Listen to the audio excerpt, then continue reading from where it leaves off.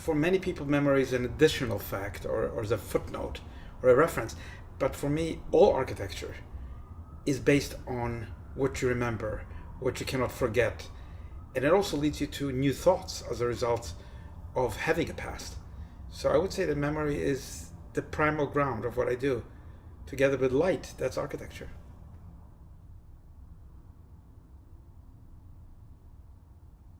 Memory is not a metaphor. It's not an abstract concept. It's the reality of the piece of ground on which you build. That ground is not a piece of tabula rasa. Even if it's a green field in Connecticut, it's had its invisible traces, its voices. Memory is the character of a place. And whether it's a rural site, whether it's an urban site, or whether it's actually a site where people have recognized something memorable, whether horrific or not, that has gone on at a site, it forms a sense of the spirit. Well, I grew up in Poland after the Holocaust. My parents were Holocaust survivors. My memory of childhood is very grim. We lived under communism, and we were Jewish. So between the anti-Semitism and a totalitarian form of government, even as a child, we knew that there was a vacuum around us. First of all, we had no relatives. We had no uncles, aunts, grandparents. There was nobody left. Out of the millions of Polish Jews, only a few survived. And the city itself mirrored that catastrophe. It was a grim, gray city of empty streets, of people hiding. It was not something you had to, be told. It was just something you can smell on the street in the expressions of faces. And the buildings were equally sad. They were dilapidated. They were once glorious. In the 19th century, Łódź was a great industrial city of Jews, of Germans, of Russians, of Poles. But after the war, it was just a shadow, itself a survival of those terrible, terrible years. The only entertainment was to escape from those streets to the small apartment that we had, where we would not be hounded by our classmates, where we would not be told ugly things to our faces, where we would be, so to speak, in a kind of safety zone. And there were books, there was a record player with music, and we were very poor. We didn't have many things. It was on the fourth floor, a walk-up tenement, with a very heavy door that opened into what seemed to be tiny two-room apartment with a small kitchen where the bathroom and the bathtub were in that space, obviously because of that was the plumbing. The two rooms, the older rooms had only one vista into that dim and sad courtyard, where you could not only look out but be observed by the hostility of your neighbors. In retrospect, it probably looked like a slum. But for us, as I was growing up, it was beautiful. It was our home. Now, there was one escape outside of the home, which was the Yiddish theater of Lodz. Every week there would be a new play in Yiddish, and that really captured my mind. I would wait and collected those little programs, cheaply printed by the government press. That was really a fantastic escape into reality, because the films were all government controlled. They were all propaganda films. School was one lengthy nightmare, and there was nothing really other to do. So going to the Yiddish theater, and at that time Ida Kaminska, the famous Yiddish actress, she really carried that theater on her shoulders, and you could see the great artistry and the amazing ideas that even as a child you could begin to comprehend. There were only a few props here and there. It was not an elaborate theater. Clearly there was not a lot of money in the post-war years for such a theater, but it was carried by the spirit of singing, the spirit of the stage, the intensity of the language, which was Yiddish, and also, of course, the language of my home. So yes, it formed a real focal point of color, of diversity, of poetry. As the lights dimmed in the theater, even a gray suit would acquire an amazing coloration. Even a face that was just a thin face of an actor, probably too thin because food was not available, looked incredible with the shadows of the eyes, and everything came into life in a strange way, ironically, on the stage rather than in the city itself. My mother was an entrepreneurial person. She was a seamstress all her life. She was able to get away from her large Hasidic Orthodox family by learning how to use a Singer sewing machine. And then if you had a Singer sewing machine, you could go anywhere in the world and make something. She did that after war in Poland. Poland was very, very government controlled. You couldn't have a small store with a woman with a Singer machine. My mother was determined. She rented a small store. Really, it was not as big as these two shelves. And in that store, she was a seamstress. She was able to do things for women's apparel. She was also considered the enemy of the state.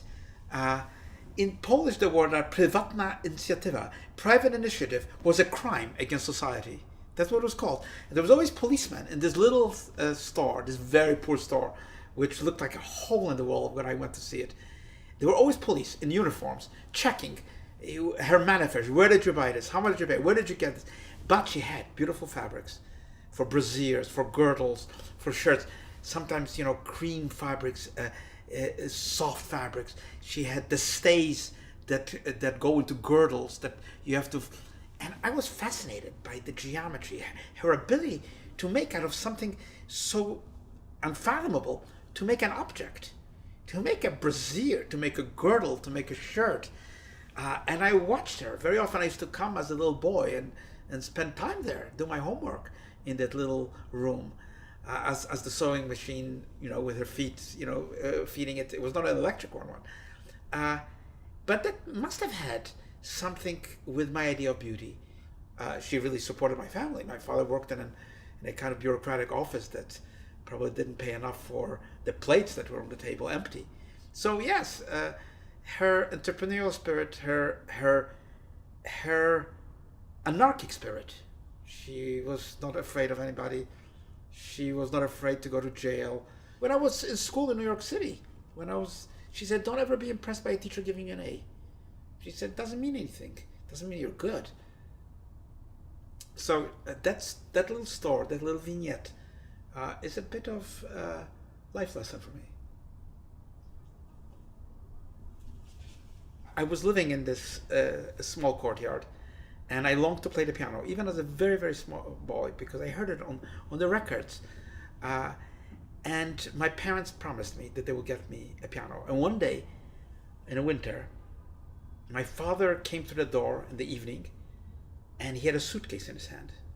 He opened the door, and he said, I've got a piano for you. And I was totally perplexed. Even as a 5-year-old, I realized that something is wrong. He opened the suitcase, and I saw a keyboard and then a hybrid mechanism, which I did not recognize. And he said, we got you this piano in a suitcase. It turned out to be the accordion. The reason my father brought that piano in a suitcase is because my parents are afraid to bring the piano to the courtyard. Our neighbors were very hostile to us. We were Jews. There was a lot of anti-Semitism.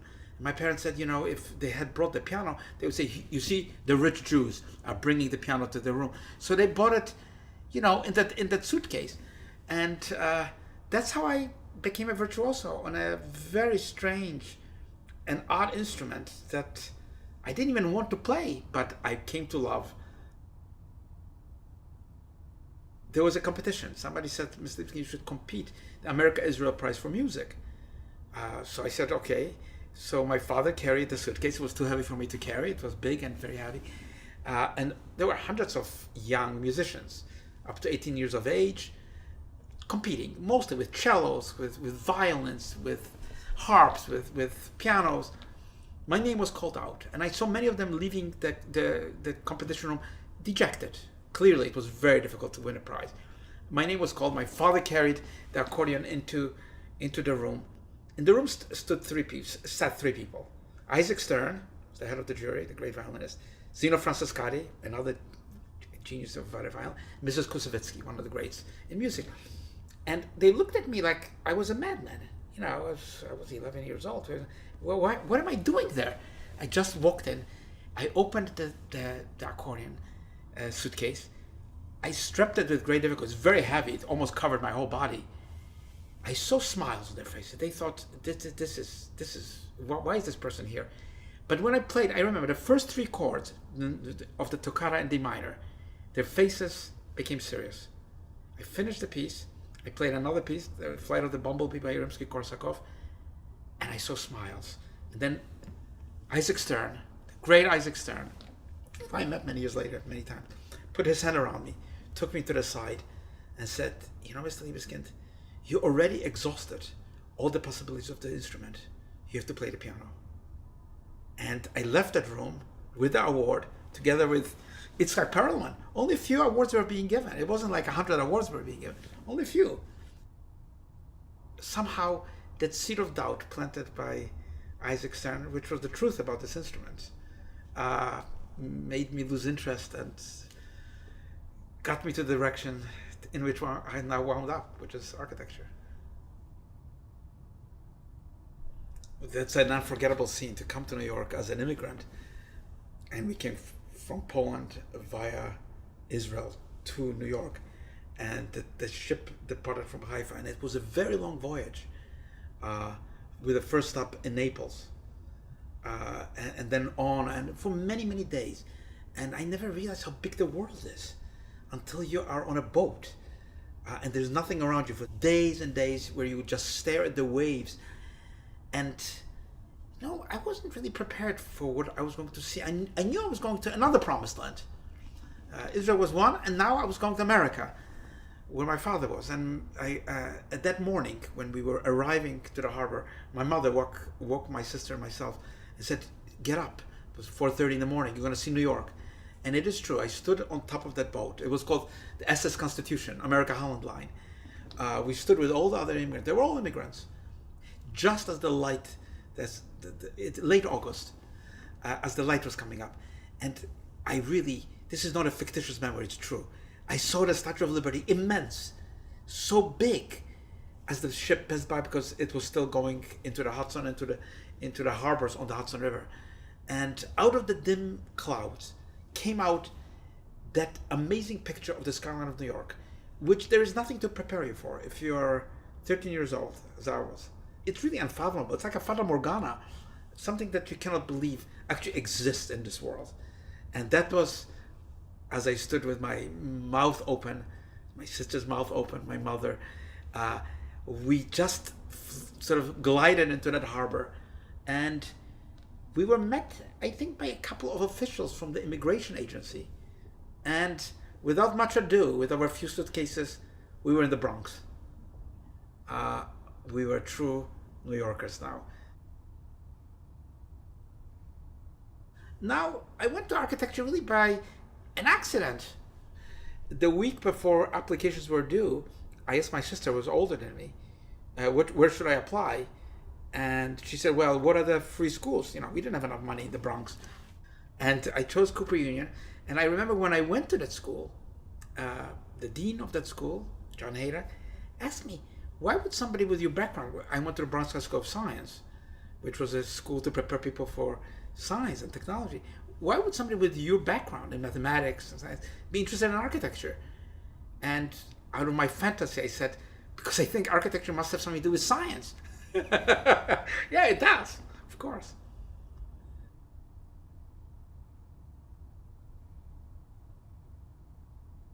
I like architecture that has a point to it. Sometimes literally has to have a point to it. An architecture that can be lyrical but has its own strength.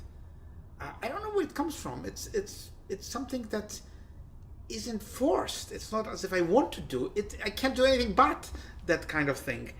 And I often thought about it. It has to do with where you're coming from and where you're going. It's not just an objective of squares and rectangles, triangles, and circles, and it's not just the hand-me-down of forms. It has to do with memory, and it has to also to do with not turning back, with not going backwards. It's not an architecture of nostalgia or architecture of sentimentality that I do, and it is often an architecture that maybe is not just confirming what the world is about. I've often wondered, why does Vermeer use that blue? It's called Vermeer blue. There's no other blue like that. He just liked it. It was a color. The straight line. I like the straight line. I like the straight line that intersects, that hits a point. I like the straight line that, when you look into it, has more straight lines and an infinity of unfathomable labyrinths of things within what seems to be so simple, like the shortest distance between 2 points.